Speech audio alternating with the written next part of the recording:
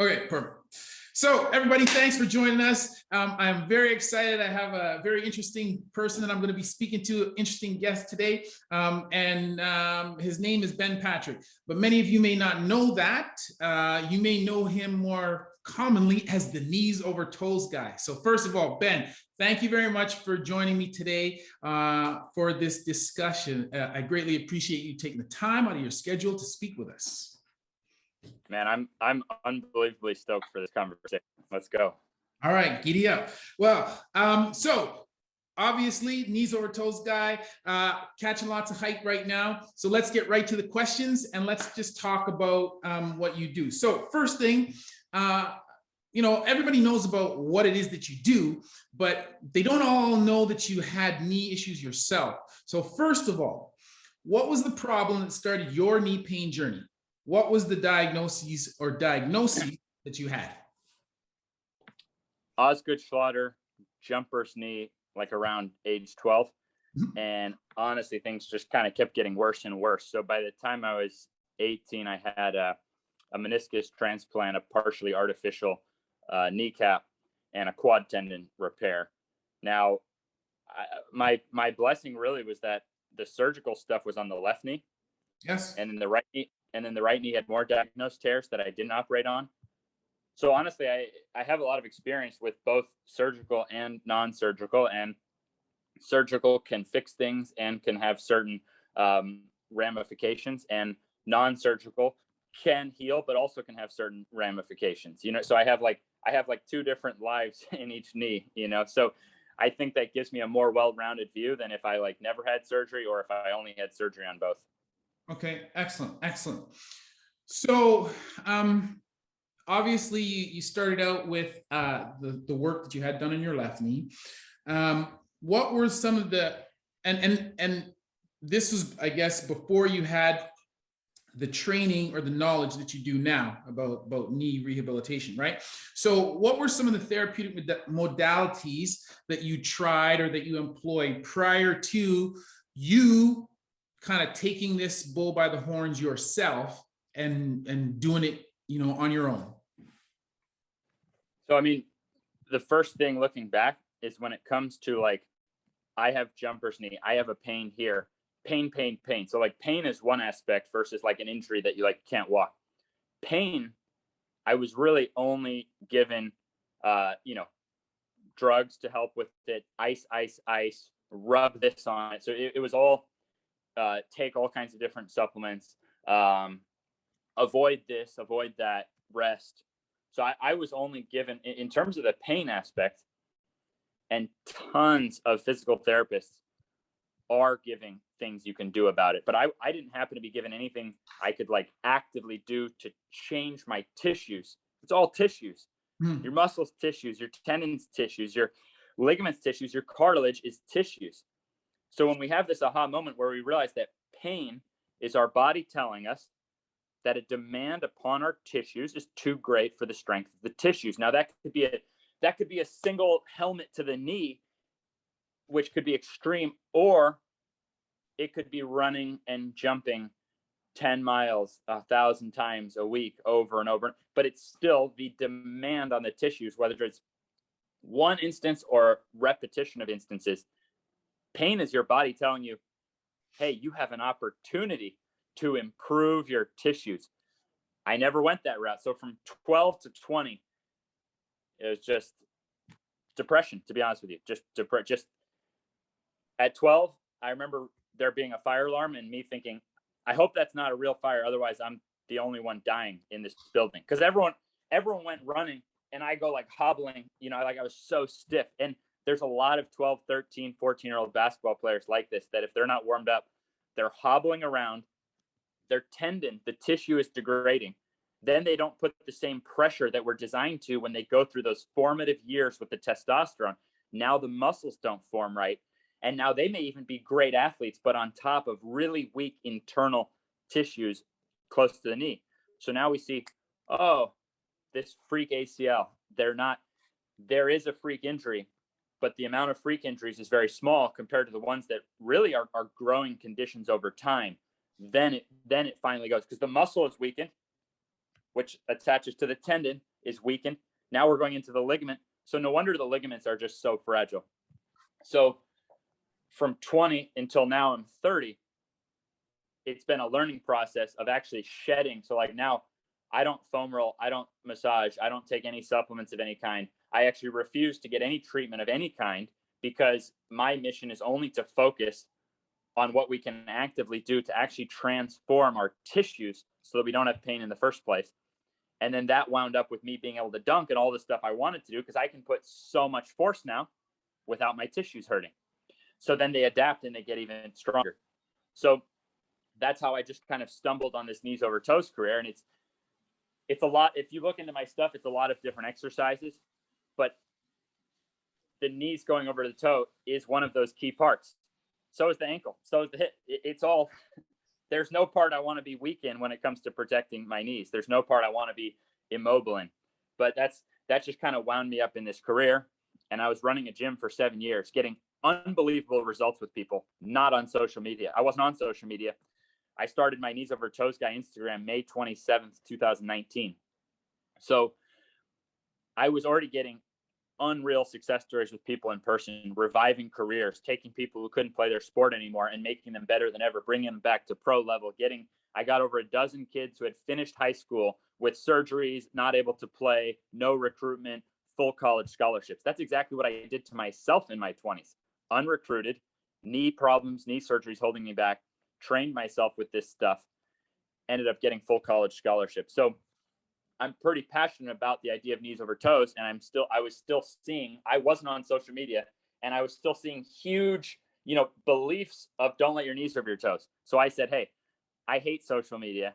I don't want to go on social media, but you know what?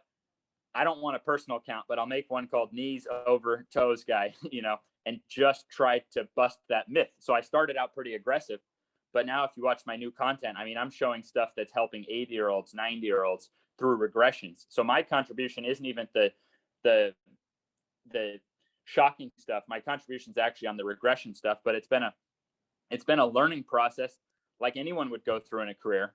I've made plenty of mistakes, and now where I'm at now is I just love everybody. I love the doctors. I love the physical therapists. I love the trainers. And I'm just trying to supply solutions that someone can look at with no force or judgment, and they can decide, if they want to use it. Sorry for that massive rant, but I'm pretty passionate about this stuff. No, man, that's good. And I think that is a key component to your success is the passion, right? Because people can see there's a lot of bullshit on social media, but one of the things that people can really sort of cut through and see quite clearly is whether somebody's really passionate about something or not. And I think that that is evident when speaking to you and then hearing, looking at the content that you put out. One of the things that I want to touch on that you said there, which I think is like, I'm not sure where this discussion is going to go to today, and I'm sure there'll be lots of gems. We could probably talk all day. I'd love to work out with you all day, but we'll do what we can today. That's right. No, I'm sure there's going to be lots of gems. But one of the things that I think if people need to take away from this is one of the things that you said, which I think is so important. I've done a post on this on our blog, talked about this before. Pain, people have this issue with pain, right? And as physicians, we always want to treat the pain, right? But the pain is not the problem. As you said, the pain is the message, man. The pain, the help mechanism. It is the body. It's telling you, okay, this is the thing that you need to work on. And it's funny, man, because we spend so much time, as you said, physicians. So I'll talk about physicians. Patients come to us with pain, and we want to get rid of the pain. And so, a lot of people will give them medications, we'll give them this, we'll give them all these kinds of therapies, as you said, modalities, ultrasound, blah, blah, blah, to address the pain. When it's like the pain is the cart, man. Why don't we look to the horse, right? To see what is actually causing the pain? What is the pain telling us? And instead of running away from the pain, we need to actually go towards it. We need to look at it, see what it looks like, because not all pain is the same. right? Some pain tells you, oh, this load is too much. Some pain tells you, oh, my range is not enough. Some pain tells you, oh, this is pathologic. This thing is broken or torn. It's not always the same thing. So you have to look towards the pain. You have to learn to speak the language of pain, understand what it's telling you, and then address the thing. The other thing that you said is that I don't want any part of my anatomy to be weak. And this is the thing. The pain is telling you where the problem is. And then we all have this problem. We all have this thing of not being able to get around our egos, right? And it's like, oh, I'm good at this. So since I'm good at that, I'm going to keep doing it, working out at it. And then everybody's going to see how good I am. But the thing is, man, it's what you're good at is not the thing that is ever going to hold you back. What's going to hold you back is the things that you're weak at, right? And so you said, I don't want any part of my anatomy to be weak. And the pain is part of the thing that says to you, hey, yo, bro, this over here is weak. Deal with that, right? And what you did for yourself, what you do for your clients, getting them over their weaknesses and getting them back to high level of performance. This is just because, if you use a weakness-based approach, right, and you address the things that are causing pain, you're going to take care of all of the anchors that are slowing down your athletic performance, right? So I think let's do a fun demo. I'm going to help someone get out of pain right now. Okay. All right. And I'll draw it on this, but I make lots of videos. So, and this is the first time I've drawn it. So it's probably the worst drawing ever, but here's someone going down a step, right? Yes. And so like for me, I probably could have pursued gymnastics because I was getting so strong with my upper body from going down steps without using my legs. But so to go down a step, basically your knee. Well, I did a little better than I thought I would do. It has to go over your toes. Okay. All yes. Right. So let's say that's something that hurts for somebody, right? All right. So if I use a 6-inch step, which is, I'm going to describe an exact exercise now. That's the average height of a step when you go down steps. Now, if you take a 6-inch step and you put something to elevate your heel. Now, in a gym with like hex shake dumbbells, you could just put a dumbbell and elevate your heel on the handle. You could use, I'm thinking people could use like practically like a door wedge or something. The idea is just to elevate the heel so that you're in that angle and like you can't run from it. You can't run from your knee. Now, full context, I start this without any of that because we want to mobilize the ankle and be strong in the ankle. So we do preparation steps. So this would be like the 4th step in a workout where you're directly trying to improve, let's say, your patellar tendon. But again, regardless of the names, let's just look at the exact motion. So when I started doing that, rewinding 10 years ago, I couldn't do it. There was too much pain. And it took me quite some years to realize that if I use something for assistance, I actually could do it for high repetitions. And as I continued over weeks, then I could do it without assistance. Mm-hmm. Now, my workout yesterday, and immediately people say, can I do it every day? Okay. I only do that exercise twice every 3 weeks. And guess what? One of those 2 sessions is body weight only. Mm-hmm. So I've learned to not run from the things that got me out of pain. So I think of high reps for healing and then loading for bulletproofing, because yesterday was my loading session. You know how good it felt to load up with 100% of my body weight on my back, repping it out like butter with no pain. I didn't used to be able to go down a step with just my body. Now I can go down a step with my twin brother on my shoulders. No wonder my knee doesn't hurt. No wonder I can jump so much higher, because that's literally the exact angle of a 2-footed jump. Your knee, if you watch every top 2-foot jumper ever, you're running in, and then that inside knee, it has to go over your toes.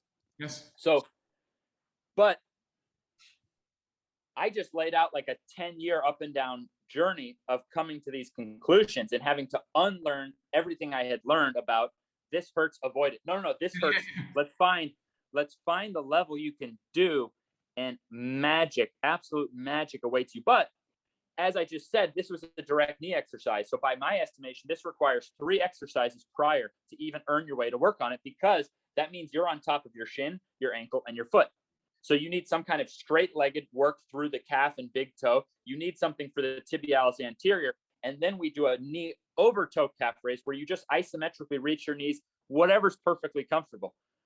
But all these things scale. So someone could start with 2 knees over both toes, so you have your body with 2 legs to control your knees over your toes. And then you're doing calf raises with your knees staying over your toes the entire time, just at the level that you can hold without any pain. You're putting a little stimulus. But now I can do that. And again, I have my body weight session, my loaded session. Now I can load up a ton of weight standing on one leg with my knee over my toe, going up and down on calf raises. No wonder basketball positions are easy, but all I did was adapt my tissues. So if I took that same pain mechanism, and over the last 10 years, if I had avoided that, I would probably have had 5, 6 more surgeries, to be quite honest with you. Mm-hmm. And I actually think that sometimes people are getting really good results in physical therapy, but then what happens is they assume that physical therapy and strength training should look like 2 different things. So then they just go back to all the exact same things that wound them up. So this is where I said, like, we could probably talk all day. So I don't want to go off on too many tangents, but I think it's an interesting 10-year look. And will it take someone 10 years?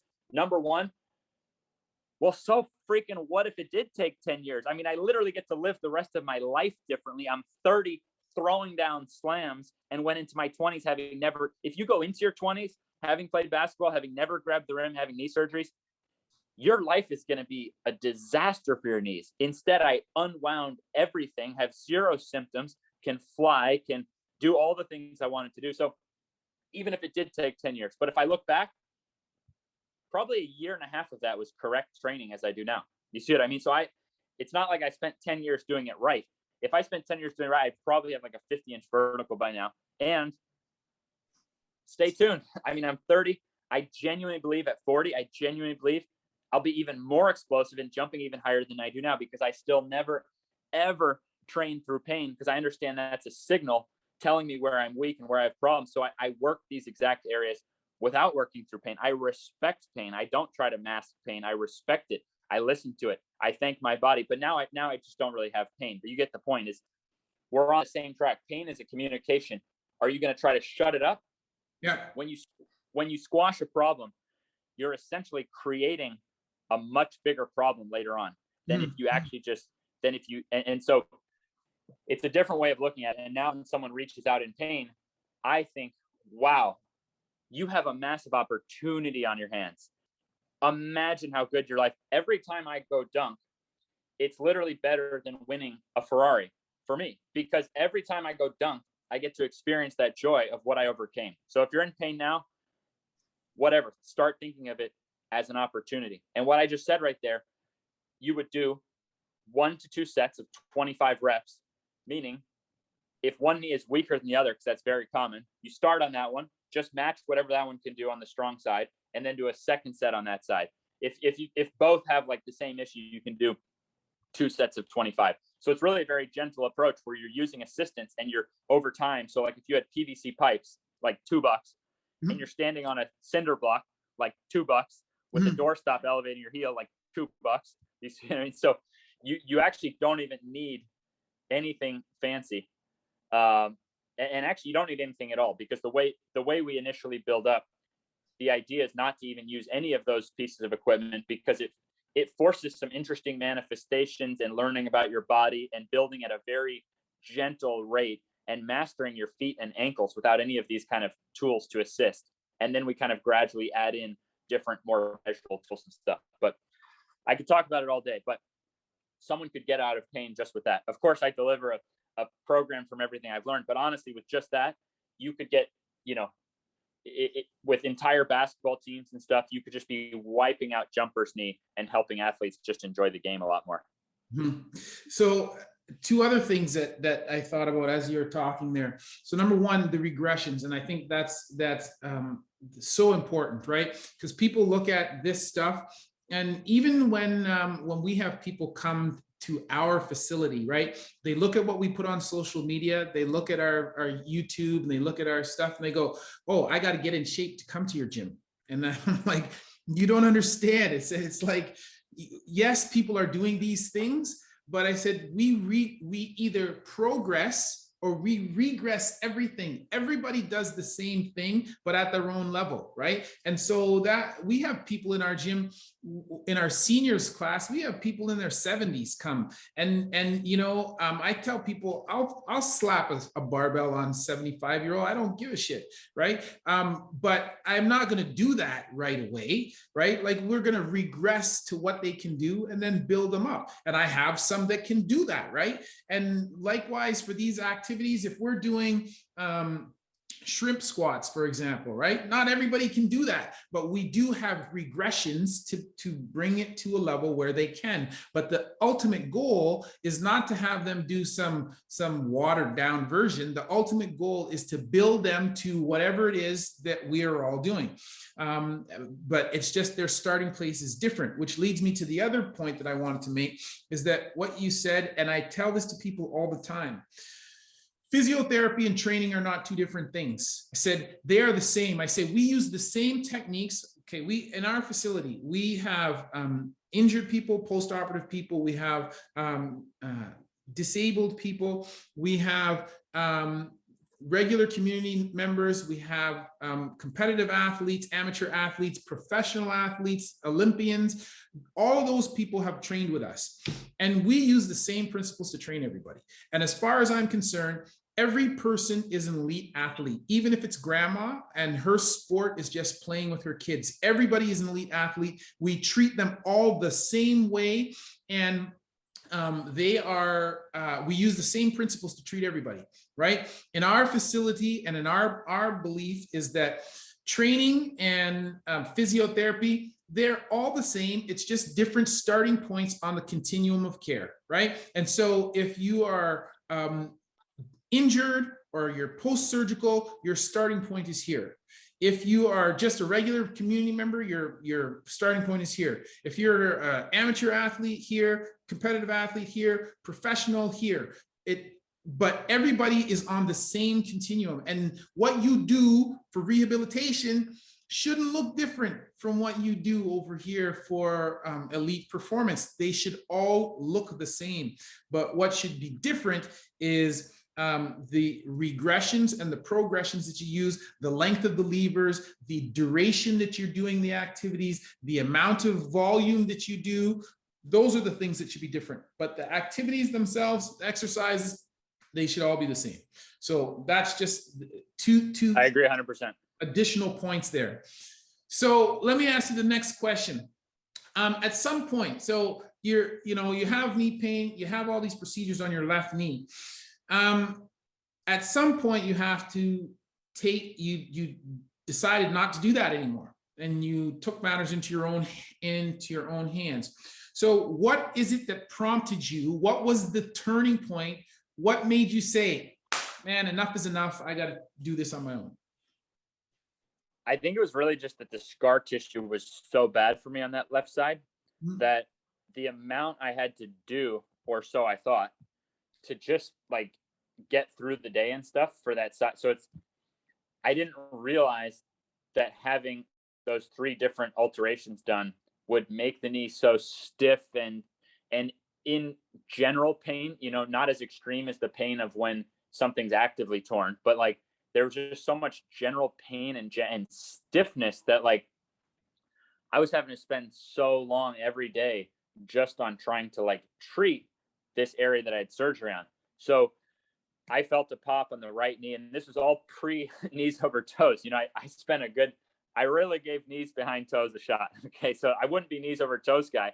Even to this day, I probably have done more reps knees behind toes than knees over toes, and it's not even that there's anything wrong with knees behind toes, but there's just something wrong if you're only knees behind toes. Do you see what I mean? So I do like, again, anyone who's looked into my stuff, I do tons of work for the posterior and the hamstrings and all this stuff. It's not like knees over toes is the only part. Like you said, I don't want any part of the anatomy weak. So now I remember sitting in a doctor's office knowing that I needed more surgeries on my right knee, but I was like so rock bottom at that point.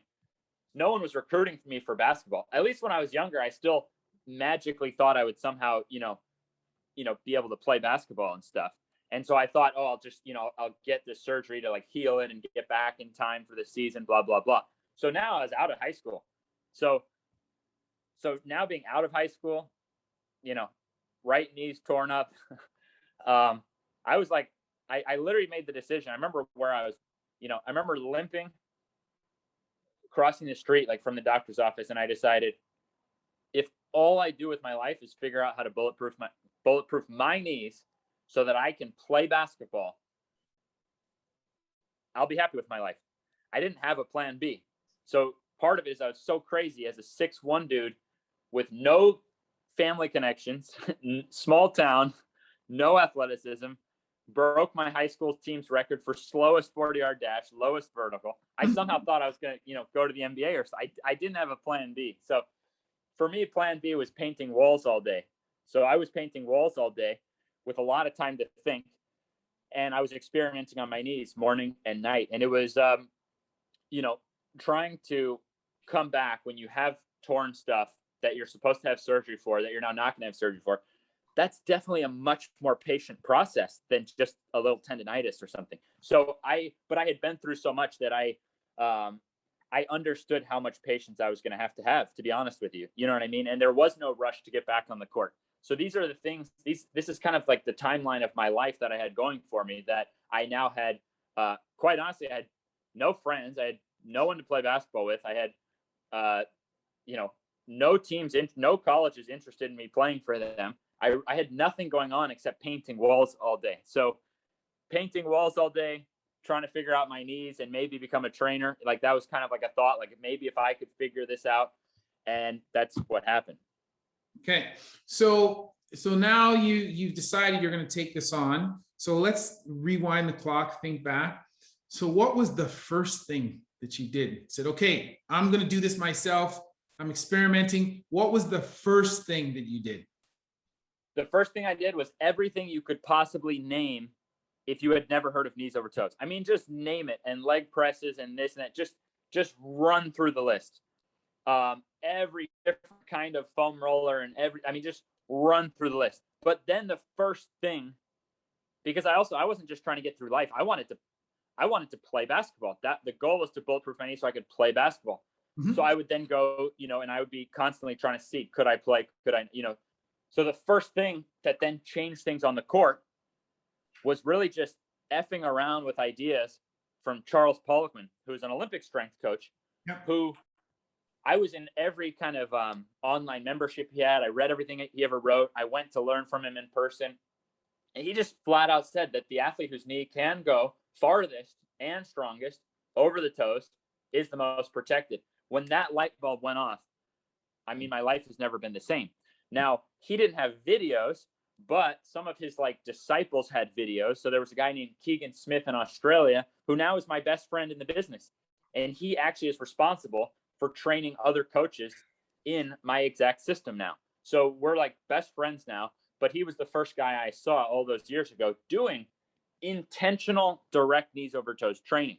Now I was so fragile. So that's kind of what I had going for me. And certain exercises, again, because of the difference in knees, remember I still had that jacked up left knee that I had never really overcome, was significantly smaller than my right leg. So, and to make matters worse, I went into high school 92 pounds and I was starting point guard on varsity. I know that seems impossible at 92 pounds. I was very skilled. I was obsessive, film study, this and that. But the coaches were so worried about me that they beat it into my head that I needed to bulk up. So I had ballooned up to 200 pounds after high school. And my upper body was pretty stacked, like much bigger than it is now. So we're talking a tiny left leg with surgeries, a thicker right leg with torn ligaments, and then a disproportionately big upper body on top of twig legs. So I was trying to figure out how to lose muscle on top while gaining muscle on the bottom with these two different. So it was kind of a mess. But any which way, if I found just different zones that I could get my knees over my toes and work that to exhaustion without pain, every little thing I figured out in that avenue, then I could feel the difference on the court. And it's like, what the heck, basketball's not hurting. Well, now looking back, it makes complete sense. but it was still a process. You know, a lot of the stuff I do, it just wasn't out there yet, even with Charles Poliquin. So for the most fragile people, I did still have to craft a lot of what wasn't there from trial and error. And this at least got good enough results that even though I wasn't what I am now, lots of people wanted to train with me. I never had a problem getting clients because I still lived in my hometown after college. I played 2 years at a junior college, was the starting point guard, and got a full ride scholarship to Boston University. By this point, I was too old to play, though, per NCAA rules. I had a dozen Division II offers, full ride scholarships. I said, I really need to start helping people with their knees. They thought I was nuts. You're never going to get a chance to play college basketball again or whatever, but I was just dead set on helping people. And people who knew, in the community, people are like, what the heck happened? This guy went from like the worst knees, super unathletic. Now he has like strong knees. He's like pretty athletic. And so I trained so many people. I never really charged enough to make a profit in person. I charged so little and worked so much. A full day for me was 4 a.m. to midnight. I had completely cut out food breaks. For a month or two, I remember living on just protein bars. This included weekends because I wrote the programs for every client. So I'd be there. So an easy day was 6 a.m. to 10 p.m. That's an easy day. I went 7 years of this. I worked every holiday. So I basically trained so many people. And also listening, the thing that people knew about me was I was never going to take a pain and say, I'm sorry, I can't train you. I can't, that exercise hurts. Skip it.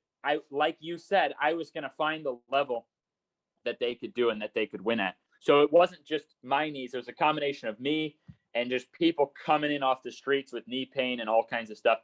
And then relentlessly. So my mission was, and I'm still positive that over that 7-year period, I'd have to see some crazy evidence that any trainer in the world simply did as many personal training sessions as I did. If you literally don't charge enough to make a profit and you work well over 100 hours a week without ever taking off a holiday for a 7-year period,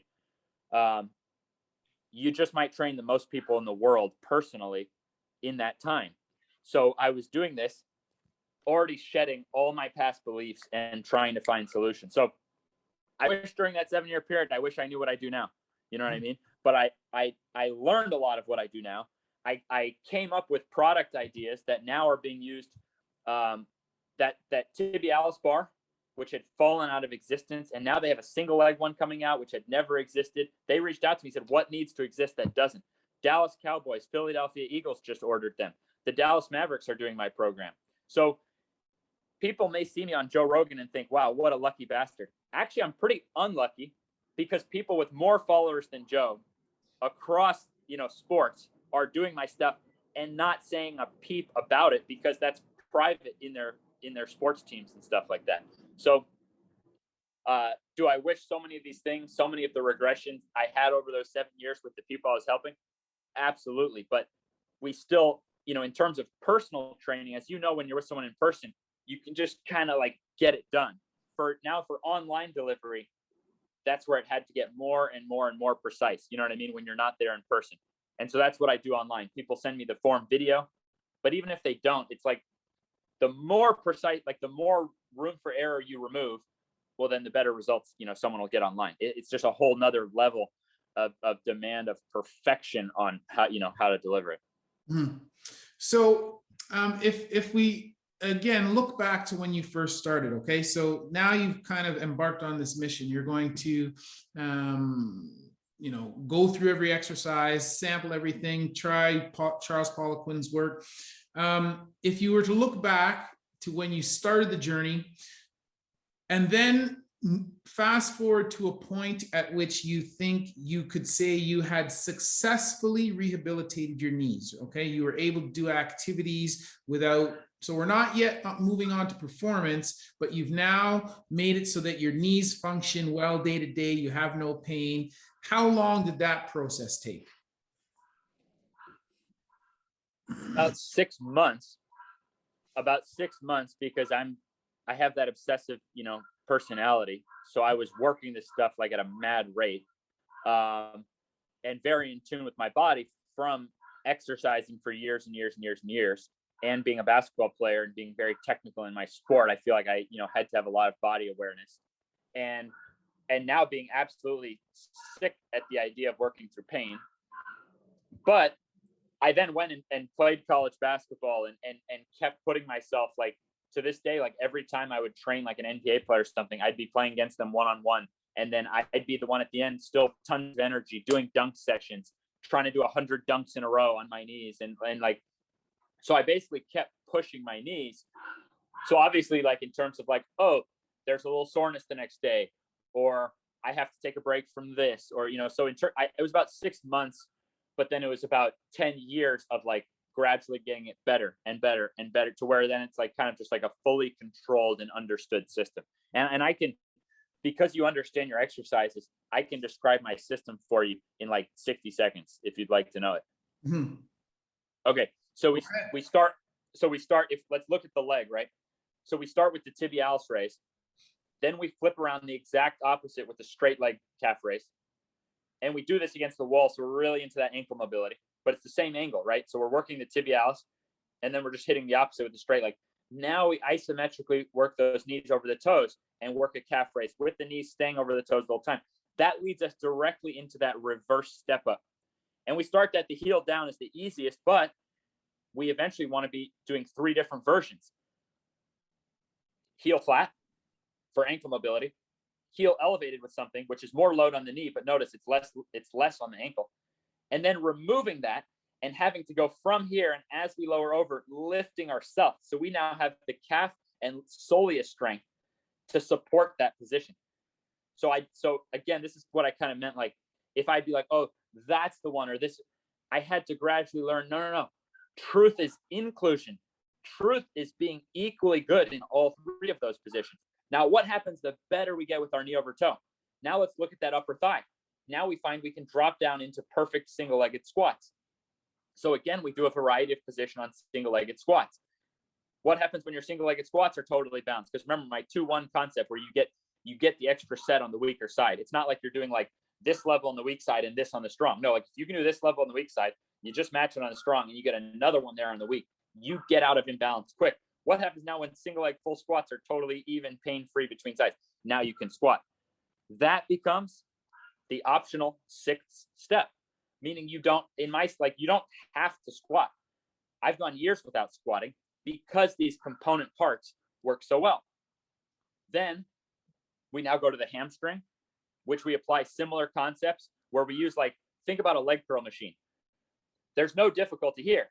As you curl it, it gets tougher. So we try to emphasize that portion. Now think about a Nordic hamstring curl. There's no pressure here.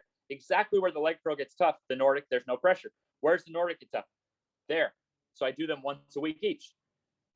But then we have the hip part of the hamstring too. So I like a 45-degree back extension because it's cheap. You can get it at home. How much form does it take? Very little compared to barbell lifts on a back extension.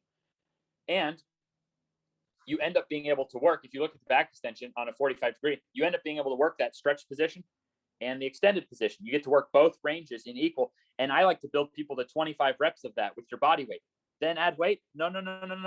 Then build to 25 in a row, full pause at each position per leg. No, but you could be sitting in front of the TV and do everything I just said. Mm-hmm. But we're not quite done. We're almost there, right? We're working our way up. This is a single session. And yep. I believe in a balance. I believe body weight alone is enough. I believe for performance, now you balance. You keep in your body weight. So I work out 4 times a week, 2 leg days, one loaded on Monday, 1 body weight on Thursday. And then I do 2 hip and upper body days, which continues the flow. 1 body weight on Tuesday after the loaded leg day, take Wednesday off, and then 1 loaded on Friday. But we're almost done with the leg session. Everything sounds good, but when now we come to run and stuff like that, oh, we got these legs. They can handle more. What about the hip flexors? They have to pick up those legs. So I would be creating an imbalance for someone if I didn't then strengthen the hip flexor. So the magic recipe for speed is you can put in more force, and your own leg that's actually stronger feels like it's even lighter for you to pick up. So again, these are all from training so many people in person. I would measure speed with lasers. And even once I could dunk, I was noticeably slower compared to other people with similar jumping. Biggest difference I found, I was weaker on the Nordic than those fast guys, and I was weaker in the hip flexors than those fast guys. What's a Nordic? What's a hip flexor? These are now linear forces compared to the vertical ones. So now we're done, right? Almost done. We just finish off now with a really good stretch. And ideally, so something like a couch stretch, that would be something that you can kind of modify and you can get a client into it pain-free. And every stretch is actually some degree of load, even if it's a little bit. We want to transition that into that reverse Nordic you see me do, where I can lay back in my quads and I have the strength through that rectus femoris, through those hip flexors. So in like a full hero pose, Tom Platt style, I can levitate myself out, because now we're creating lengthening. We're hitting that same quad angle as a couch stretch. So that's an example of how everything scales. So all 8 of these steps, I just laid out 8 steps, with squatting being optional, because squatting is not the toughest at the bottom nor the top. It's kind of toughest getting through the midpoint, but the reverse step up I mentioned, that's only tough in the top. And then that fully deep split squat that I do, this is the midpoint. It's not even tough yet. It only gets tough. Like your knees are behind your toes. There's the midpoint, and then they go over your toes. So so the split squat's only toughest in the bottom. The reverse step up's only toughest in the top. We call these long range and short range. And if you hit long range and short range, you're going to be pretty bulletproof. We think of long range and short range for healing, bulletproofing, but then that midpoint, like a squat, for performance. So that is optional, because if you're in knee pain and you can't build leg muscles and all this stuff, you can transform your jumping without even working on performance, and just by getting better at the long range and the short range. So those are the 8 steps with all kinds of levels within those. And anyways, there's my system. I think for you, as someone who understands exercise, it's like, is it perfect? Is it the best? It doesn't matter. It's not a comparison. This is what I've come to, is you literally build from the ground up. Is it the only way to do it? No, but it's very workable for fragile people. It's very workable for longevity, because even if you get a call mid-workout and you got to go, you just built from your ankle up. So like you have no choice but to proportionally be putting energy from the ground up. You see what I mean? So you're constantly, your foot, your ankle, your shin is constantly getting as much or more attention as the rest on that. Why did you decide to create a system around this? Well, I mean, I was doing it in person. And so I found that custom writing programs and stuff wasn't getting as good of results as when I would come up with more of a physics-based formula, right? Like we all have ankles, we all have shit. You see what I mean? So I found that being like, oh, his ankle's strong enough, let's skip ankles. You see what I mean? Like that didn't end up.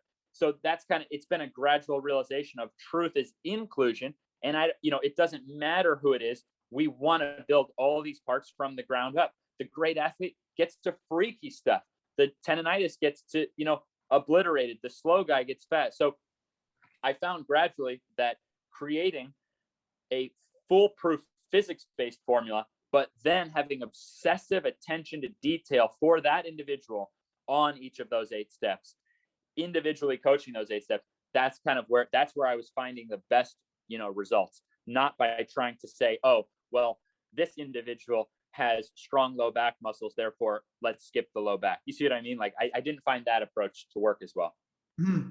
So you mentioned Keegan Smith, and this system that you've developed, was that in partnership with him, or did you develop that and then that he uses that system now? Like how did that come about?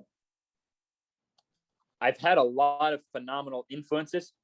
From the beginning, though, I've been the obsessive one on creating this system. So everything I learned somewhere, you know what I mean? But like this idea of going from the ground up, the idea of training the tibialis with just as much care and attention as your chest muscles, you know what I mean?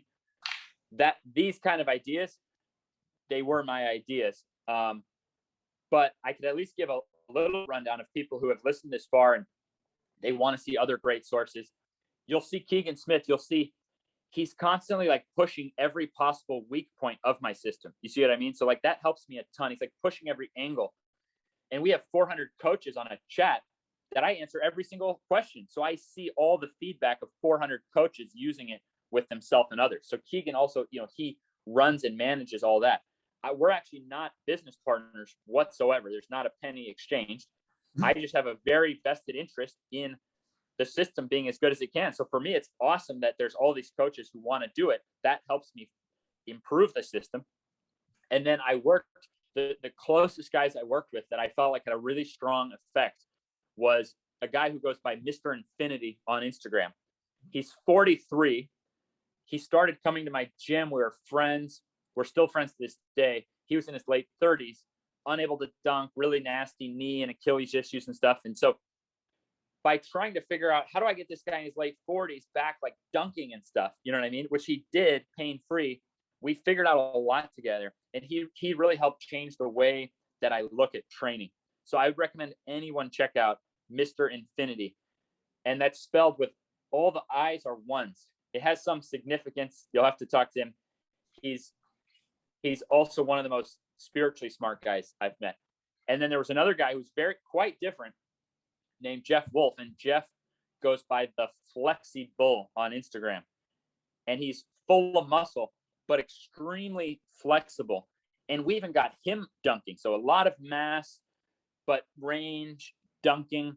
And so he really helped me with some of the nooks and the crannies and the flexibility department. And my favorite tools are ones that you get mobility and strength from the same movement, that you don't have to sit around stretching. So like I don't do any quote unquote stretches, but I do stretches, meaning like I'm trying to get stronger, pain-free in all kinds of different angles of my hips and even upper body and everything like that.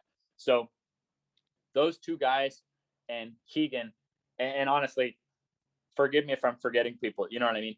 Those three guys I've probably spent the most time, just bouncing ideas off of, working on stuff. And there's still guys to this day I continue to like meet and identify like-minded personalities whose ultimate objective is just to help people better. A guy named Marcus Philly, who's become a good friend. He's a guy who also kind of, is like pushing at every angle of the system. Marcus Philly is probably like the most in shape guy I've ever trained with in my life. He's unbelievable. So he's applying it, CrossFit would not be exactly the right word, but like to give someone more reality is he's almost applying on like, how to integrate ATG into like world-class work capacity. And he even applies, physique to that. Like he's like so shredded. It's unbelievable, So I love anyone who's been willing to like help me on this. And again, there's so many other people and so many great historical cases that I've learned from as well. You know what I mean? I'm just constantly, and the thing is, I'm constantly living. I'm never doing anything other than the exact programs that are on the app and stuff. So it's like, I think that's a big part is not having any ego. I'm never trying to like justify a program. I'm living it, and I'm trying. My number one note in my phone is jump higher when I'm 40 than I can now. If I'm more bulletproof and jumping, like that would mean I'd have like a 43 plus inch vertical at 40. I'd probably be the highest jumping 40-year-old in the world. So for someone who goes into their 20s having never grabbed rim, if I'm now the highest jumping 40-year-old in the world 20 years later, I feel like that would make me pretty good at helping people. You see what I mean? So I still put that pressure on myself, and there can't be any ego, in the process. It has to be about what is going to make the most bulletproofing results. But that's what it's evolved to, is that my system, ATG, Athletic Truth Group, it's not a sport. CrossFit's a sport. Olympic weightlifting's a sport. Strongman's a sport. Powerlifting's a sport. Basketball is a sport. I help people in all these sports. But my thing can't enter into what I'm just trying to make like human bulletproofing, human, performance as like an engineered kind of measurable thing that anyone could apply, Okay. So, you talked about the 8 steps in your program, but if you were to distill your program down to the basic principles, what are the key principles? I'm not talking about specific exercises. I know exactly what you mean. What are the key principles that would describe what it is that you do, your system? I think the key principle would be that if you have pain or injury going into an area, then I operate so let's take it like this. The overall theory is that the human body was designed to work well, right? So if we operate on that, if we operate that we're all jacked up and we're all just going to be jacked up, that would lead to different ways of trying to handle the pain. You know what I mean? Take drugs, do this, that. If we operate on the principle that, and whether it's true or not, this is just the principle I operate on. Human body was designed to work well. So now if we have a limitation or a pain or an inability, I'm slower compared to the other kids. My knee hurts. I can't bend that way. Okay. That would indicate that we have somehow deviated from what was intended for our bodies. So when we find how we've deviated, then we can correct it. So that would be like a simple example would be like for lower back pain. Okay. And again, this is not the only way. This is just an example, is what am I doing differently than the way the body was designed? Well, I'm sitting for 12 hours a day. So my hip flexors are in a very shortened position. I could stretch against them, but I'm not really strengthening them either. Now in this ass to grass style split squat, I'm actually going directly into a hip flexor stretch, but my knee is not touching the ground. And every bit stronger I get, that means I'm now getting stronger hip flexors through a stretch position, which can create muscular length. It's almost like a Romanian deadlift, but on your hip flexors. Oh, wow. Now my back is much better than it was. That would just be one example, not the only thing for back pain. There's so many different ways to the top of the mountain. I just try to go for what's like the big missing link, kind of like knees over toes, or, how many times a day do I get the question, I have terrible ankle mobility. Have you ever tried getting stronger through a mobilized position in your ankle? No, factually, you haven't. Equipment didn't even exist for that, nor have you ever walked into a gym and seen someone training their tibialis anterior through a full range of motion. Because even if you do it banded, there's no load on the stretch. It's only when you contract. And do you think the best powerlifters in the world got there from a few banded chest press, 3 sets of banded chest press and not doing anything else for their chest? No, like you're going to get what you put your energy on. So like when it comes to ankle mobility, we haven't even had measurably loaded ways of going from your flexibility and getting stronger from that position. So now your body goes, oh, I'm strong in that position. Not like I can be pushed into it and get hurt. Like I'm strong. I'm more likely to hold that position. I'm not really sure how I got onto that tangent, but it's something. There are solutions out there now. There are unbelievable solutions that are so easy to apply. You literally don't need any equipment of any kind. And if you want to add it, it's far more minimalistic than even your local 24-hour gym. Okay. So in your program, you have different timelines. You say, oh, well, if you're just starting out, you're going to spend this much time doing zero. And then before you move to, the next. I don't really have that. Yeah. Well, how do you determine the length of time or, the length of time that people should spend at a particular level, or the time before which they should progress? Or I guess maybe how do you determine the milestones that are required before they should progress to another level? Various exercises have exact degrees of measure, right? Oh, now I can do the full range of motion split squat without having to elevate my front foot. So every exercise has ways of measuring it. The idea is that every session is almost a barometer of where you're at. Every exercise and every session, you're learning about your body.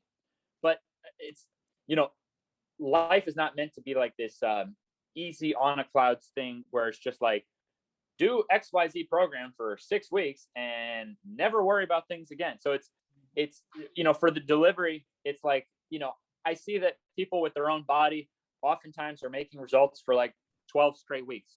That would be like a simple place to start. But I would have nothing on it if they immediately went and wanted to start doing one of the loaded programs. So I feel like it's more like my job is that every single exercise is measurable in some way so that you can tell what kind of progress you're making, and that every session is productive, meaning like how you said, how things either regress down or progress up, right?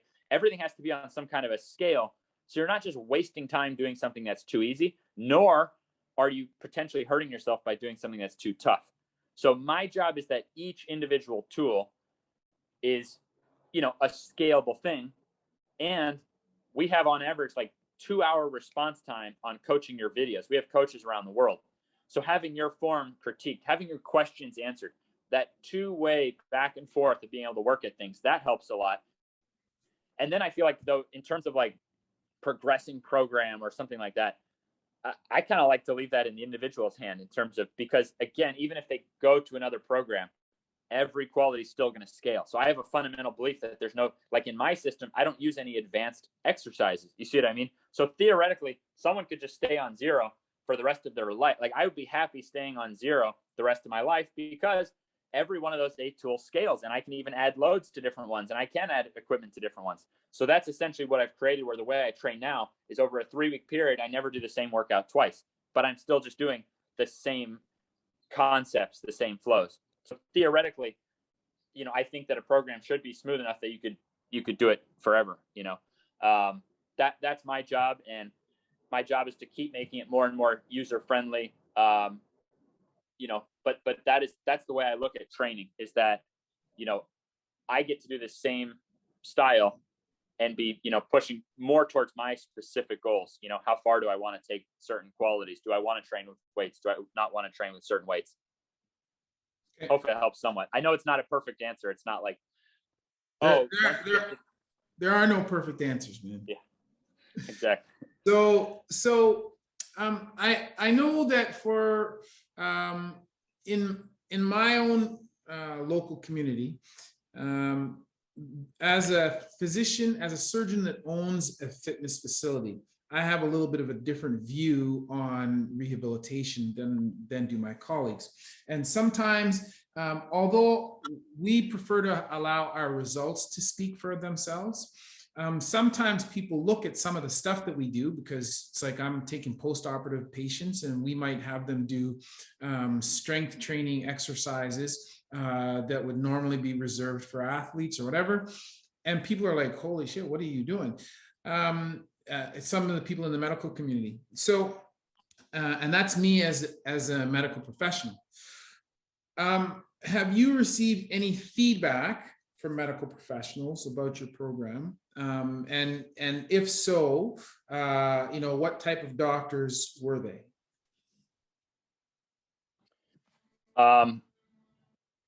MDs, physical therapists, even surgeons are actively referring the program to their patients and stuff. So because of the way it's trying to, the whole idea is to design it in a way that you never work through pain and that every session is productive. So because I think if I didn't show certain regressions and stuff like that, I might get a totally different response. You know what I mean? But it's almost like the more I've grown, I've been getting less cocky, less angry, less forceful, and more understanding. And, I understand how everyone has their different conclusions. I mean, heck, I trained 8 straight years, knees behind toes. You know what I mean? So it's like, I've been in everyone's shoes on this. And I've realized that, I didn't think people would look at a video with regressions in it. Well, it turns out they still do. You know what I mean? So it's also, you have social media of what gets views. Like, sadly, when I reach my knees down into the pool without unlocking my glutes, it gets like millions of views, but I don't even do that exercise. So it's like, there's certain things where it's like, will I do that again? Like, I can do it really easily anytime I go to a pool. Will I post it again? I don't know. These are the maturing things I have to learn as I go, because it's not even an exercise I do. And at one point I thought maybe it had to be trained, but like now I found that that's just a component part of all these different individual parts that we can train so much more measurably, smoothly, pain-free. So I think it's being less sexy, but being more truthful. Fortunately, people are still responding to it. They're still opening up videos. Mm-hmm. They're not opening it up millions of times like they do when I do something to show what I can do. So it's kind of interesting. But in the long term, less people out there trying to do something that I don't even do, as training. And I just don't have, we just get really unbelievable feedback from doctors. I feel like it's a perfect marriage. I feel like doctors, see, look at yourself. You're embracing both sides. You have such a well-rounded understanding of this. And that's going to be the ultimate. You know what I mean? It's not going to be just the trainer or the doctor. And so you're going to have the full package. And I'm at least going to be close in the sense that, no, I'm not trying to say I'm doctor trained like you are, but I guess because of so much medical stuff I went through, you know what I mean? I at least have that. It's not like I'm just some freak athlete who's like, fuck that, you know, and do a bunch of crazy shit and screw over training. And, you know, like I've been through that side, and I've come to the same conclusions you have, which is that when exercise and bulletproofing your body are able to mix at the same time, you got gold on your hands. You know what I mean? So I feel like you and I have lived different lives. We've come to the same ultimate conclusions, I feel like. Mm-hmm. So, knowing what you know now about knee pain and rehabilitation, how do you think, maybe you don't, but how do you think that the medical system failed you at whatever point? And how does your approach address what was not given to you at the time that you needed it? You said it earlier. You stated it perfectly. You talked about the carriage and the horse. Maybe I'm quoting it wrong, but the idea of the effect versus what's causing that in the first place. So I'm not even saying someone couldn't add on doctor recommendations, but it's like I'm just ultra dedicated on the side of what can we do to not have that pain in the first place, to not have that injury in the first place. So it's actually like a total opposite approach, but it doesn't even mean that is a surgeon wrong for doing a job and going to school and being the best surgeon he can do? Not everyone's going to be like you and also be looking at the exercise side. You see what I'm saying? Like that's a rare breed, and it takes people on the fringe to push things forward. It doesn't just it's impossible. The candle makers were not the ones who came up with the light bulb. You see what I mean? So the light bulb guy is the idiot, and the candle makers are agreed upon by everyone. You know what I mean? That's like 3 years ago, Google said, don't let your knees over your toes. And that was one of my missions, was to change that. Now Google says, well, actually your knees do and can go over your toes, and you can safely progress that. You can't even squat down or, go downstairs without it. So that's kind of my point is, I'm just supplying that other side. And you said it in your own way. You've probably explained that point more times than I have. So you had a good way of explaining it. But that's my purpose and my role, is that what can we do, about not even getting that in the first place versus trying to mask or band-aid or address, you know what I mean? That's what I do. Okay. So obviously you've trained a lot of clients, and in your own particular case, you had issues with Osgood Schlatter's patellar tendonitis, jumper's knee. Do you feel that your system, that's the niche area where it can be used, or is it appropriate for all kinds of knee pain? I mean, that's what I had when I was 12. So then it turned into, the more chronic, tendinosis and, what were the other ones I was told? I remember, what was this one? All kinds of different names were thrown at me as a kid: chondromalacia patella and some other disease, or what was it? Syndrome, patellofemoral pain syndrome. Imagine being like 14 and finding out you have a syndrome. I didn't even know. I still don't even know what a syndrome means. It sounds really bad though. So I had Osgood Schlatter disease and patellofemoral pain syndrome, and so I had so many different kinds of stuff. And then like the meniscus is like a different kind of tissue than like a ligament and a tendon. And so like I had I was lucky enough to have been through every broad type of issue that I've seen: early onset, arthritis type stuff, and even one that's so rare that I basically had to write an article about it. And to this day, people reach out because they didn't realize other people had this. And it's tibiofibular dislocation. So people think the knee goes out, and doctors will often tell them it's in your head. This is true stories. And thousands of meniscus have been operated on when the meniscus wasn't even torn to try to fix tibiofibular dislocation because the doctor didn't know. So there's even a chat where people are like, oh my God, that happened to me, that happened to me, that happened to me. So it's like your knee pops out and then you have to try to straighten it and pop it back in. And sometimes it won't pop back in and it's stuck and you literally can't straighten your knee. That actually happened to me first when I was 9 years old. I had to go home from school. I couldn't straighten my leg. I couldn't walk. Imagine being 9, your knee pops out and you can't walk. Now imagine being 9, knee pops out, can't walk.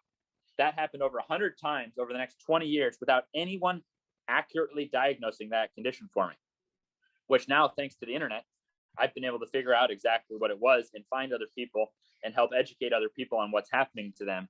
And essentially the knee is not stable to begin with. And then the whole outer glutes get really tight. So when you go into any kind of like piriformis type stuff, it can just pop out. You can be getting out of bed and it can pop out. It doesn't happen from like high intensity activities. You try to like sit, with your legs crossed or something and your knee pops out.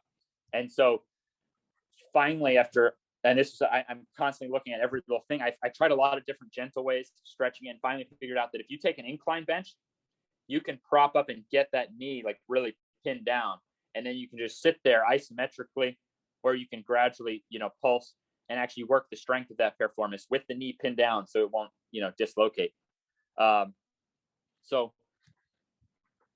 a lot of different knee conditions. I know it's like a long answer, to a simple question, but yeah, in my opinion, and now from 2,254 knee success stories, which doesn't mean a win. It doesn't mean something happened in a week. This means someone had to have done my program for like months and had like a super measurable change that was beyond, what they, thought could be done for their knees. That I've personally counted those. I started at 1 and then 2 and then 7 and then 100. And honestly, there's probably been 10,000 more, but this means, think how I have to be in tune with all these comments and all these things. So it also keeps me in tune with the process. How do I count a knee success story unless I'm literally receiving that, from someone and staying connected? So yeah, with 2,254 knee success stories from dozens of different conditions for every part, like your knee is only made up of so many parts. So if we have life-changing success stories for each component part of the knee, and if I had injuries to each component part of the knee, there you go. Okay. So you're the Kneesovertoes guy, and you've developed this system around developing strength for your lower extremities and bulletproofing your knees. Is your system, the generalized system, is it applicable only to the knee, or is this something that could be generally applicable to other joints and other conditions? It is, and it is being applied. So like today, I then worked my hips and my upper body. So we continue that. I guess someone could do one big long session, but the idea is to do your legs and then the next day pick it back up with your hips and your upper body. And so those same concepts of pain, we're essentially getting strong in reverse of those points of pain, and we're restoring the range of motion so we don't have any weak links. So yeah, we also apply it to the hips and to the upper body and we get daily wins on hips and backs and shoulders as well. But I understand how people think with marketing, and so I knew that like if I was just the Kneesovertoes guy, I had a better chance of busting the myth that was ruining my life the most. You know what I mean? So I was the Kneesovertoes guy, and honestly, I'll keep being the Kneesovertoes guy because I'm okay with achieving that. And if people also then find out, whoa, now I've gotten all these other results for my body, great. That's an awesome bonus. You know what I mean? Okay. 2 more questions. What is your understanding of how your training treats and addresses your clients' pain symptoms? It's like we talked about at the very beginning with the tissues. It's all tissues. So we have to create adaptation to those tissues. So that means if we're able to work those tissues, but at a pain-free level, because the pain could indicate we're causing too much force there. So if we're able to stimulate and work and challenge those tissues at a pain-free level over time with step-by-step progression, so we're not just stuck at a level, nor are we stuck working through pain at a level, then you can literally change pain in terms of now what force, whether it's going downstairs or playing an entire basketball game or playing an entire season, you know what I mean? You literally take pain into your own hands. You're still subject to the mechanics of this situation. Meaning if you do parkour and you go off a building and you hit an angle wrong, like any of us could still die from pain exceeding what our body can tolerate, from the forces exceeding things. You see what I mean? So if you got to where now I can land this jump, well, you can't land it off a 20-story building. You know what I mean? So the pain is still, and that's like, it's not just this all or nothing thing. It's just a measurable degree of the force on the tissues versus how intact and robust and capable those tissues are. And as you mentioned, in certain cases, ranges, depending on if we're going through, a range that we can't handle as well. Okay. I lied, not 2 questions, because I got another question that you just made me think about. So if we're talking about the knee now, okay, so you just talked about adaptation of tissues, a pain-free level. And you mentioned that at the beginning, one of the problems that you had with your left knee was the amount of scarring and stiffness. Okay. So what is your approach now? So if we want to use this philosophy, or we want to use this approach, okay, adaptation of tissues at a pain-free level, but you have tissues that are non-compliant, right? So they're stiff. So how, patients, I'm sure, call you or send you emails. Ben, man, help me. My knee is painful, blah, blah, blah. It's stiff. So what if somebody can't even move into that position because of surgery, whatever, adhesions? They can't get to any of these positions to, test themselves. And I think back just last night. So last night I was on call and I have a patient. I did an ACL reconstruction on her. And for whatever reason, pain avoidance, non-compliance, whatever, for whatever reason, she's stiff post-operatively. And it's really been, so I've been in practice for 13 years. And I try never to do a manipulation under anesthesia because I just think it's bad news. If I have to do that, if I have to move the patient, I prefer them to do it themselves. And I had to do a manipulation for her. And I've rarely done one for an ACL, but I did it for this girl because she's now 5 months out and her knee's not really moving very well. So, if I was to use your philosophy and we want to get these tissues to adapt, right? But patient stiff, what is your approach to that? How do you change your approach, or what are you doing to get stiff joints moving? Step 1, that anterior tibialis raise. If someone's in that extreme of a condition, they need to get one of these tibialis bars. It's affordable. Do you have to have one? No. But if it's that extreme, then it's very worth it, $100 or $200. That allows you to load the ankle now with a full stretch on that tibialis, which runs all the way up underneath, meaning we're actually trying to increase the range of motion. So you're worried about the knee. We're not there yet. We're on step 1. Every step troubleshoot. So if we start with troubleshooting of step 1, it's using that tibialis bar to load the ability of that tibialis to stretch. So that already creates some more adaptation than when it's very stiff. Then, just because your knee is stiff, well, you can definitely get more range of motion in the ankle. And I find without that knee over toe calf raise, something is just vastly missing because you don't have a direct bridge between the ankle and the knee. So the knee over the toe calf raise is a direct bridge between ankle and knee, which now means that now you're handling more and more development, even while you're working on directly improving ankle mobility. So if we improve ankle mobility and strength on both sides of the ankle, so let's say the ankle's this stiff and now it opens up to there, but that means we're doing these high repetition sets where we're actually holding that isometrically. We're now causing more adaptation. So I find that if an ankle is like super stiff, man, can that knee stay stiff? Because you literally can't even get in and load it adequately. And then each step as we go up, we're going through ranges of motion and we're getting a lot of blood flow with high reps. And we're gradually progressing where, most systems I've seen, they don't progress to something where then your quads are actually literally stretching, but under load.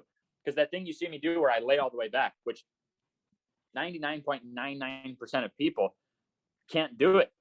Even, that's like quite an extreme task. And for me, that was on a knee that was never even supposed to fully bend again.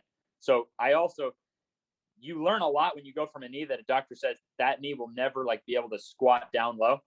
And now when you literally have measurably world-class range of motion in the same knee. So when you load tissues through a stretch position, not stretching without load or strengthening without stretch, when you load tissues, which anyone can get into that reverse Nordic in a regressed way, because all you do is you elevate the feet. So now you could be very weak and very stiff, but what happens now a week later, and a week after that, and a week after that, and a week after that? You get more and more length in the area. So for someone who has a surgical mass that makes it stiff, you need extra room. You need extra room on all four sides. Your quads, your hamstrings, your calf, and your anterior tibialis, they all need more length, which you accomplish from loading through stretch positions. So even length. Now, of course, can there be a limit at some point? Like if you put enough into, of course, there's going to be a limit at some point. But if it's from any, normal type operations that I've seen, I haven't seen that there's something that it's like, oh yeah, well, that kind of thing, like we can't deal with. But I've also worked with people who, who are paralyzed or something. Like if it's something more like that, where they're paralyzed, or maybe they don't even have a foot. Like if you don't have a lower leg, I've worked with these kind of people, you know what I mean? If you don't have a foot, that can add some complication. You know what I mean? So there are further complications, but that would be getting more into the 1 in a million kind of thing. And in terms of general knee operations and stuff, that's basically what I found is you have to give it extra room. And so that's why now I don't have to do anything special for that surgical side, because it has extra room. But without that extra room, I'd still have to like foam roll it like half an hour just to get it to like bend to a certain level, and then the next day it's like back tight. You see what I mean? Like it can be tough to get out of that if you're constantly beating it up, but not actually applying strength through a stretch position, which I had never in my life seen until my Australian buddy Keegan Smith. Because from the underlying components, I already got to where I could do this full reverse Nordic. So without ever even trying the reverse Nordic, I could already do the reverse Nordic. Was it easy? No. Did I have to do more stretching to maintain things? Yes. So now just by integrating that, now I don't have to do any extra stretching and have world-class mobility in that knee. But he's the one who figured out about elevating those feet. You see what I mean? So it's taken so many people looking at every angle, because some people want, so I think you'll get to that even if you didn't train it, but I don't think it'll hold so easily unless we do finally add that load under stretch. Okay. So last question, last two questions. So what are your plans moving forward, and what can we expect from Ben Patrick in the future? Just continuing to try to improve the delivery of my system. So we're in a technological age. We have this awesome app that allows you to do it. That's awesome. I'd like things, even better. Like there's ways technology can keep improving. And then meanwhile, on these basic 8 steps that you don't need any equipment at all. I also think I should have like a book that people can get and look at pictures, because not everyone, there's just different kinds of people, different ways of learning. It might be nice for someone to have a physical manual. So, those are two different things I'm looking at. I'm still out in my yard doing the workouts every day. So I'm very much a believer that I'm lucky that I had these issues, and I'm lucky that I didn't have a plan B and solved them, And so I don't have, people often think I must have like some great plans or something. Like, no, my plan is just to do exactly this. I spend so much time with my 11-month-old son, and I turn down so many opportunities to go work with pro teams and famous pro athletes and stuff. Every walk you see me strapped up with my baby, that was a famous athlete I didn't go train. That was a famous pro sports team I didn't go consult.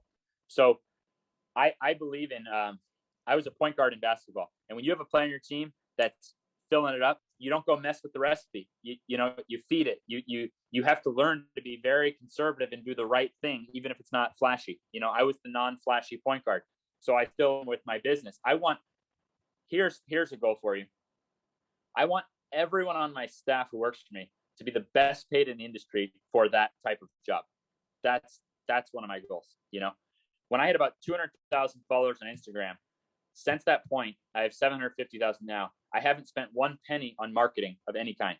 So it could be very easy for me to just keep putting, I earned that money I could put into marketing. Instead, I'm using it to pay my staff better so that the care factor from every single person on my staff is so I've been pushing myself to make more videos, better videos, more articles to market myself. So I can tell you, I went from 200 to 750 without a dime on marketing of any kind. So these are ways I'm pushing myself. Actually, by getting more conservative, you know what I mean, and buckling down on the things that worked and being grateful for what I have. So that's it. You know, that's what you're gonna, you know. Sorry, I don't have any, you know, fancy stuff. You're gonna check in 10 years, 20 years, and it's just gonna be that my delivery is better and my staff is better paid, and I'll be dunking with my kid. You know, that's my ultimate defining moment as an athlete will be if I train my kid who won't be able to dunk naturally to dunk. And if my old ass is able to dunk too, that'll be the greatest. That'll be my NBA championship. That'll be my fancy business merger. You know, that's where it's at for me. That will be the crowning glory right there. Right. Both of you be able to dunk. Excellent. That's the goal. Right. So where can people find you? I think the YouTube is pretty good because I try to put out videos in a way that you're learning something that you can apply and use. I restarted my YouTube. I took down all my videos with millions of views and stuff. I started over. So you're getting videos that I think are much better suited to someone who's finding out about these subjects for the first time, so that you're not trying something out of sequence, so that you're not trying something risky. So I'm trying to put out a video a day on YouTube with these kind of introductory help steps. Okay, excellent, excellent. So I want to thank you for taking the time. You took an hour and a half out of your busy day. So I want to thank you for taking the time to chat with me about this. And, you know, I think there's lots of great information in this conversation that people will really enjoy. So I look forward to sharing that with the people who follow me and sharing that with the wider world. Although my audience is much smaller than your own, but I think that people will appreciate hearing, you know, what you're talking about with a little bit of a medical perspective thrown in there. So yeah, I look forward to sharing that. But yeah, thanks. And I love what you're doing, and I'm going to share this as well. I absolutely love what you're doing. I hope to see your gym one day. I hope to train with you one day. I'm super grateful that we connected. You're a gem. You're a rare one. No, man, you're the one who's special, but thank you very much. I appreciate that. And certainly one of these days, there's a whole host of people that I want to come visit when we're allowed to travel. And certainly I'll want to come check you out. And although I am nowhere near in the same shape as you, I still think that what you're doing is great. And I incorporate many of those same exercises in my own workouts. And so, you know, I would be, I think it would be fun to work out together. Oh, it's going to happen. It'll be fun. All right. As you said, we're all world-class athletes, you know? Exactly, man. Exactly. So for everybody who listened to the show today, thank you very much. Greatly appreciate the attention. As always, that's been a word from Dr. Chris. And today, Ben Patrick, Kneesovertoesguy, not your everyday ortho. Peace out, everybody.